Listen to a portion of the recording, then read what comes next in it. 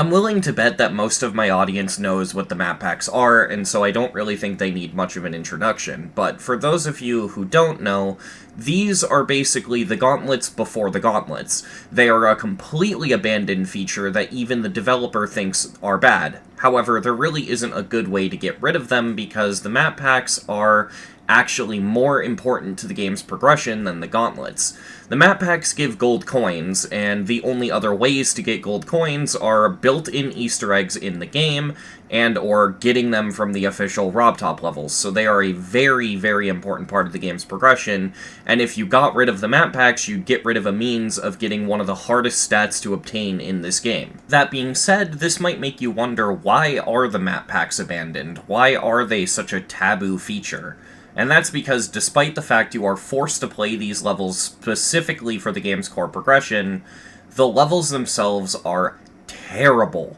There are some good levels in the map packs here and there, but these levels are infamous for being some of the worst things this game's core progression can provide. The worst part is that the map packs have a bit of a curve when it comes to their quality. They start out relatively decent, and the farther in you go, the worse they get. There are some terrible levels in here, but they almost make you think they're going to be good by starting you off with this weird sense of enjoyment. And because of that, a lot of people play them and get very frustrated with them. I genuinely cannot understate how hated these levels are, and how much I understand that hate. However, I think it would be very interesting if I went through and reviewed every single level in the map packs. Now, this is not an easy feat. There are a lot of levels in here, and this series is going to be the sequel series to ranking the Pointer Crate Demon List. The nice thing about this series, though, is unlike the Pointer Crate Demon List, where I didn't beat any of the levels on that list and am incapable of doing so, I am a map pack victor. I have beaten every single level in the map packs. Just so you know, this series, as I record this, have only really started working on episode 1, and the series is going to go as it goes, but what I will tell you right now is I'm already aware right off the bat that this series is probably going to break me. This is going to be some of the most painful content to make, but in a way, I'm almost looking forward to it because it's going to be really fun, and I know that it's going to be an entertaining series. But just know, I know that this is not going to be fun to make. Am I a masochist for doing this? Probably. I am not even going to deny that, but in a way, I feel like this is something that has to be done. Going through YouTube, you don't really see a lot of people reviewing the map packs. You don't really see people discussing them at all, to be honest. You just see comments on levels and in video comment sections talking about how much they hate them. But considering at this point I'm basically known for my insanity when it comes to researching topics, and also the fact that I'm one of the few people in the GD community to focus on review content, I feel like this is a given and it's something that has to be done. So let's just get into this. Some ground rules right off the bat. Like ranking the demon list, we're going to have to format this video and create certain rules for the series. So unlike ranking the demon list, I will be discussing the gameplay. In fact, because these levels are so old, most of them being pre-1.6, a lot of these really aren't going to shine that much when it comes to the decoration, and so the gameplay will probably be the thing that is discussed most here. Another thing to keep in mind is that this is completely subjective, and there are definitely people who are going to enjoy levels that I don't, and I'm also definitely going to enjoy levels that other people don't. But for the most part, I feel like this series isn't going to be that controversial. The way this series is going to work is we are going to be ranking each of these levels on a scale of 1 to 10, and we're going to be reviewing 9 levels per episode, or 3 map packs per episode. However, because RobTop himself has said that he hates the map packs, and we basically know at this point that we're never going to get a new map pack, I've decided to treat the map packs as if they're one really massive list, instead of being a bunch of tiny packs of 3 levels. The main reason being is I feel like if your goal is to beat the map packs, you're going to play every level in the map pack, so most people are going to treat this as a big gauntlet of levels, and that's how I'm going to be treating this for the series. That all being said, I feel like we're pretty caught up on how the series is going to work, and so let's get right into the reviews. Funnily enough, the first map pack is actually the newest and final map pack to be released, and so in theory, all of the levels in the alpha pack will actually be good, and we don't have to suffer until the second map pack. and so we get to be positive for a little bit. Enjoy this, because it will not happen for most of this series. That being said, let's start with our first level on the list, Sonar. Sonar is a basic Stereo Madness remake from 1.9, but actually has some pretty decent decoration. This level's made by Jerkrat, and I definitely love a lot of the colors here. It has a lot of muted blues and purples, and just very soothing colors.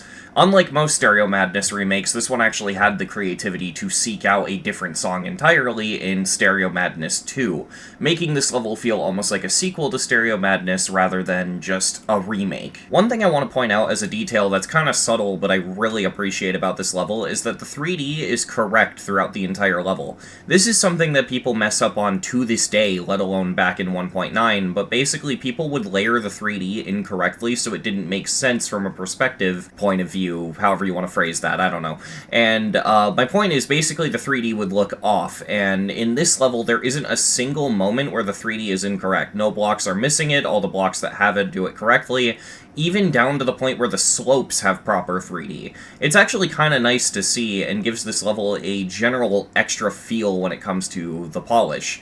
This level's just good all around, and I'm going to give Sonar a 10. Next up we have Dark Paradise, and I swear to god I always misremember this level's title as Xenogenesis because of the song, but it's not that at all. It is Dark Paradise.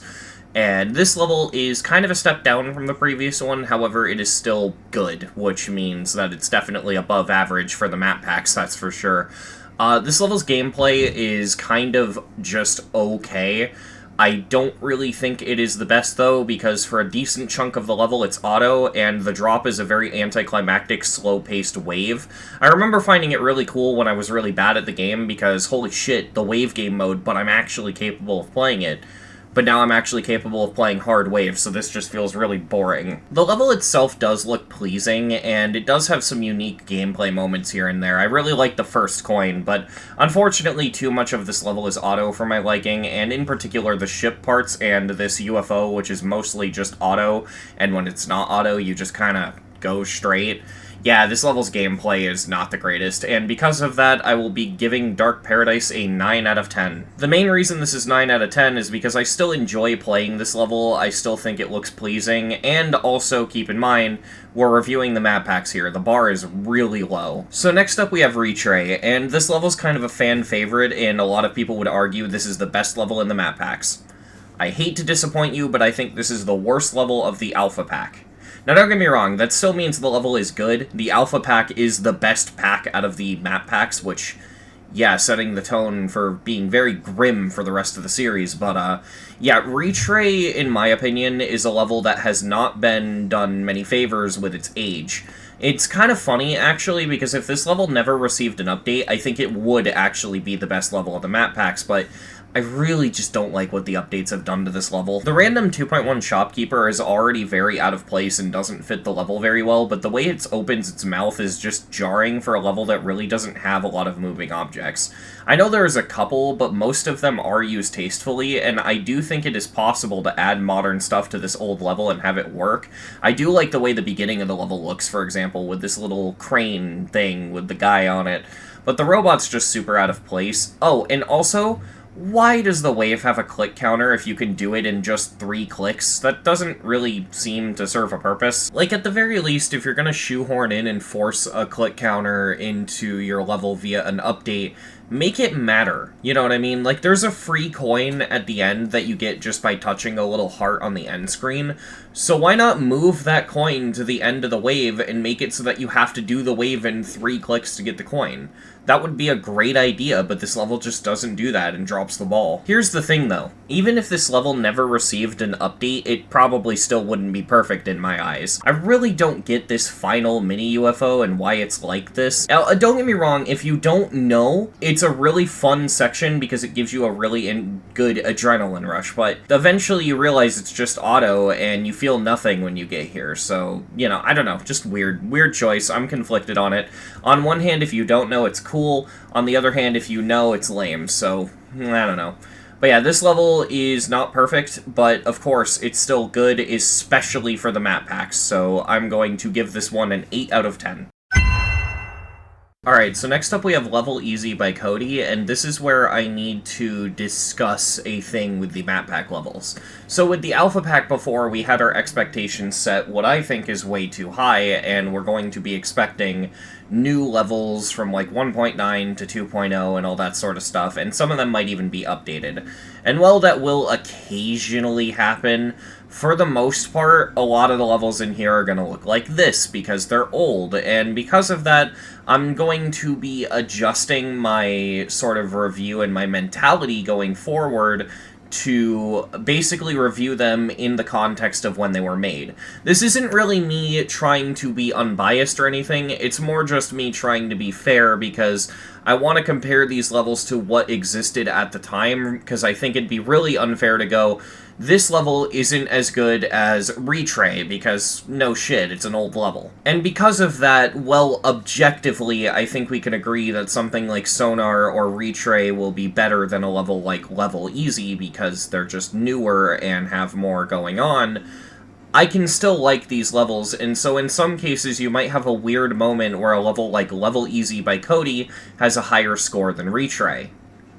Spoiler alert, Level Easy is a pretty no-nonsense Stereo Madness remake through and through. It basically just feels like a hard Stereo Madness remake, and I actually quite like it. All of the gameplay's fair, a rare thing for the time, but there aren't really any blind jumps, which is very interesting. And all in all, there's just a lot of creative moments with the gameplay here. There's this one moment, which is basically the thing this level's famous for. It's a really interesting moment, and really interesting structuring for the time. But, you know, other than that, it's just a no-nonsense Stereo Madness remake, and it's fun to play. It's pretty entertaining, and I do enjoy it, so yeah, this level is going to get a 9 out of 10. I do quite like this level. Next up, we have Dreamland by Scanbrooks. Yeah, this level is awful. There's nothing necessarily wrong with it in theory, but it's just not fun to play. It's not a flawed level. Like, it looks fine, and it plays the way it's intended to. I just don't like the way it's intended to play. This is what I can only really describe as a foresight level. This is a level where you need to know what's coming up ahead before it actually comes up. In other words, this is a level that demands you play it in practice mode, despite it being a 4-star. Look, I have extremes under my belt. I have beaten Cataclysm, and I have beaten Accu, and coming back to play this level again to get a feel for it for this video, it's not readable at all. You have to do a practice run. I don't necessarily mind if you have to practice certain levels, but the way this level goes about it is just stupid. You have, like, no time to react. We're gonna see more of this going forward, but this level also suffers from the issue of Rob Top. Yeah, okay, so there are some levels that by themselves, if played isolated from the map packs, are fine, but then where they are in the map packs and the fact they're in the map packs at all causes issues. In this specific case, as an example, this level is way harder than everything that came before it. Like, I'd actually think this level's kind of underrated for a 4-star. This level isn't easy, and it's a pretty big jump from the 3 stars and 2 stars that have been before it. All things considered, this level is a massive spike in difficulty, and I can definitely understand why the reputation around this level is so negative. I think this level could definitely benefit from a couple nerfs, just because it is really, really hostile to the player. It just feels like this level lies to you in a way that's very irritating for a 4-star. If I can put it this way, this level plays like how old Easy Demons play, but it's not an old Easy Demon, it's an old 4-star, and I guess that just makes it kind of frustrating. And yeah, because of that, and just, I mean, the level's still well made and all of that, but because of that, it's just really frustrating. And all things considered, I'm gonna give this level a 5 out of 10. Next up, we have End of Line, and dude, this is like the most stereotypical old level updated in 2.0 you could imagine. Awful coins added later that have strange moving objects attached to them, weird old level text, a thanks for playing screen that goes on forever only to have more gameplay after the thanks for playing screen.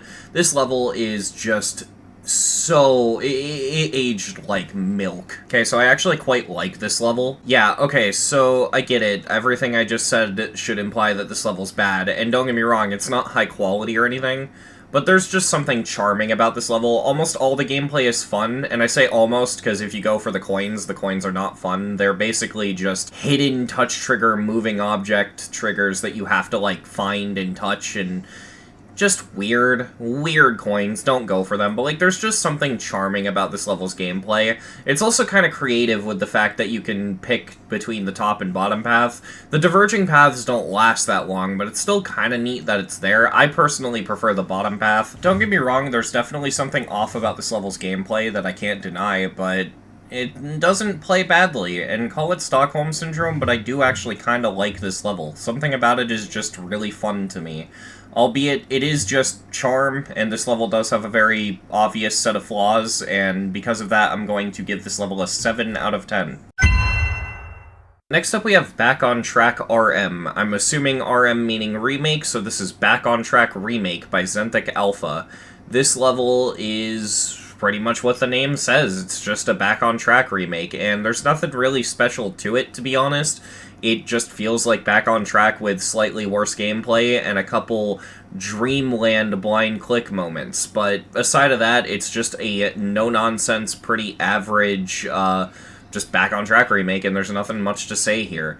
I would give it a 5 out of 10 just for not being very original and not sticking out that much, but it does have the funniest coins a level has ever had. Unironically, I sat there laughing for like 30 minutes at the text in this coin route. I don't know why, but there's just something so funny about it, and I appreciate this level for being funny, and therefore, yeah, this level is getting a 6 out of 10 instead of a 5, because that is at least very funny. Next up we have Dorabe Basic 4, and this level's actually genuinely very good. It just feels like electrodynamics for beginners, and yeah, this is part of a broader series by Dorabe, and it is just the Dorabe Basic series. It's a bunch of levels with really simple gameplay, but yeah, Dorabe Basic 4, this level is a very big classic level. A lot of people are very nostalgic to it, and I think it's for good reason. This level definitely stands out as being a very fun beginner level for a lot of people. It tests you on, like, every skill set in the game while still feeling like a proper 3-star. Now, it's not perfect. The decoration quality is a bit inconsistent. While a lot of it looks really good, there are also some parts that literally just look like a layout, and I definitely feel like in some places maybe the gameplay's a little too basic, like this mini-ship section, but for the most part, I definitely think that this level is very solid, and it's a nostalgic level for a lot of people for obvious reasons. So because of that, I'm going to give Dorabe Basic 4 a 8 out of 10. Next up we have Flappy Hexagon by Creator Cloud. It's just Flappy Bird, but fucking easy. That's all this level is. It's just really easy Flappy Bird. You like Flappy Bird? Well, I certainly didn't. The game is fucking boring, so imagine that, but it's almost impossible to die on accident. This level is boring. It is just repetitive UFO gameplay throughout the entire length of the level. The decoration is lackluster, and the only good thing about this level is that the song is Hexagon Force, which, good Rob Top song, I guess. There's nothing redeeming about this level, and I've always hated the Flappy Bird trend. It's just a fucking stupid, dumb, awful challenge thing that everyone spammed the shit out of, and oh my god, I hate Flappy Bird levels so much. I hate them so much, and I don't even, like, this isn't even an example of one that makes me hate the trend. This one's just boring. We'll get into a worse one later, and I'm sure you know what I'm talking about, but for now, this level is just so irredeemably boring. I'll give it this. At least it's fucking free, because then you're most likely not gonna die to it, and it's easy, and you're not gonna have to fucking deal with it. And that is the only reason it's getting a 2 out of 10 and not a 1 out of 10. God, this level sucks. And that was the first 3 map packs. This series, as you can probably tell, is going to be a wild ride, and is definitely going to contain a lot of suffering, especially when you consider this is most likely going to be the most positive episode. Maybe I'll be proven wrong, and there's a map pack that I realize that I kinda like later down the line, but I don't know. All I know is that a lot of this series is going to be very negative, and yeah, it's going to be suffering for me. But I also think that this is going to be very entertaining, and I hope you agree. So with that being said, let me know what you think.